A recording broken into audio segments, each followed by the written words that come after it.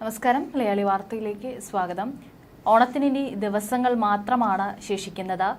ഒപ്പം തന്നെ സർക്കാരിന് മുൻപിലുള്ള വെല്ലുവിളികളും ഏറെയാണ്. വയനാട് ഉരുൾപൊട്ടൽ ദുരന്തത്തിന്റെ പശ്ചാത്തലത്തിൽ ഇത്തവണ സംസ്ഥാനത്ത് ഓണാഘോഷമൊന്നും ഉണ്ടാകില്ല എന്നൊക്കെയാണ് സർക്കാർ അറിയിച്ചിരിക്കുന്നത്. പക്ഷേ ആഘോഷങ്ങളെല്ലാം ഒഴിവാക്കിയാലും മറ്റുള്ള ബാധ്യതകൾ തീർക്കാനുള്ള പണം സർക്കാരിനെ കണ്ടെത്തേണ്ടിയിരിക്കുന്നു.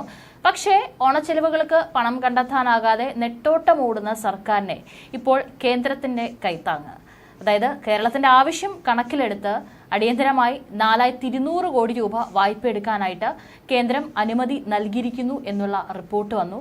ശമ്പളം, പെൻഷൻ, ബോണസ്, ഉത്സവ ഭത്ത, ക്ഷേമ പെൻഷൻ എന്നിവയടക്കം ഏകദേശം ഒരു 20,000 കോടിയോളം രൂപയുടെ ചെലവാണ് ഓണാഘോഷത്തിന് സർക്കാർ പ്രതീക്ഷിക്കുന്നത്. ഈ വർഷം ആകെ 37,512 കോടി രൂപ കടമെടുക്കാനായിരുന്നു കേന്ദ്രം അനുവദിച്ചിരുന്നത്. ഇതിൽ 21,253 കോടി രൂപ ഡിസംബർ വരെ എടുക്കാനായിരുന്നു അനുമതി. കഴിഞ്ഞ ദിവസം ഈ തുക മുഴുവനും കേരളം കടമെടുത്തു തീർത്തു. ജനുവരി മുതൽ മാർച്ച് വരെയുള്ള കാലയളവിലേക്ക് കടമെടുക്കാനായി മാറ്റിവെച്ചിരുന്ന തുകയിൽ നിന്നും 5,000 കോടി രൂപ മുൻകൂർ വായ്പ എടുക്കുകയായിരുന്നു കേരളത്തിന്റെ ലക്ഷ്യം. തുടർന്നാണ് 4,200 കോടി രൂപ കടമെടുക്കാൻ കേന്ദ്രം അനുമതി നൽകിയത്.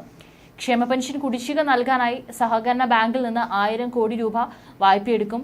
ഓണത്തിന് 20,000 കോടിയോളം രൂപയുടെ ചെലവാണ് സർക്കാർ പ്രതീക്ഷിക്കുന്നത്.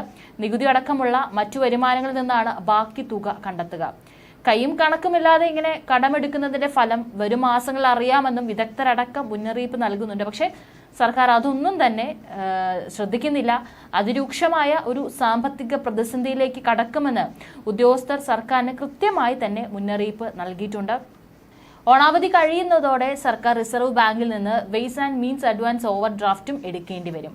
ട്രഷറിയിൽ ബില്ലുകൾ മാറുന്നതിനും നിയന്ത്രണം കടുപ്പിക്കും.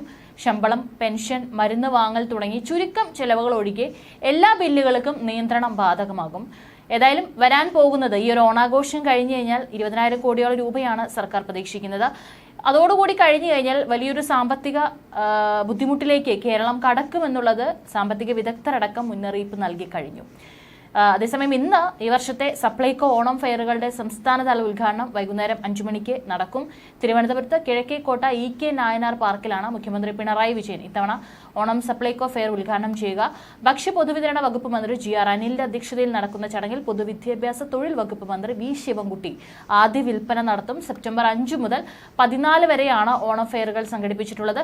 ജില്ലാതല ഫെയറുകൾ സെപ്റ്റംബർ 6 മുതൽ 14 വരെ ജില്ലാ ആസ്ഥാനങ്ങളിൽ പ്രത്യേക സൗകര്യങ്ങളോടെ സംഘടിപ്പിച്ചിട്ടുണ്ട്. 13 ഇനം സബ്സിഡി സാധനങ്ങൾക്ക് പുറമെ ശബരി ഉൽപ്പന്നങ്ങൾ, മറ്റ് FMCG ഉൽപ്പന്നങ്ങൾ, മിൽമ ഉൽപ്പന്നങ്ങൾ, കൈത്തറി ഉൽപ്പന്നങ്ങൾ, പഴം, ജൈവ പച്ചക്കറികൾ എന്നിവ മേളയിൽ 10 മുതൽ 50% വരെ വിലക്കുറവിൽ വിൽപ്പന നടത്തും. ഇതിനു പുറമെ പ്രമുഖ ബ്രാൻഡുകളുടെ 200-ലധികം നിത്യോപയോഗ സാധനങ്ങൾക്കും വൻ വിലക്കുറവ് നൽകുമെന്നും ഭക്ഷ്യവകുപ്പ് മന്ത്രിയുടെ ഓഫീസ് അറിയിച്ചിട്ടുണ്ട്. 255 രൂപയുടെ 6 ശബരി ഉൽപ്പന്നങ്ങൾ 189 രൂപയ്ക്ക് നൽകുന്ന ശബരി സിഗ്നേച്ചർ കിറ്റ് ഈ ഓണത്തിനോടനുബന്ധിച്ച് സപ്ലൈകോ അവതരിപ്പിക്കുന്നുണ്ട്.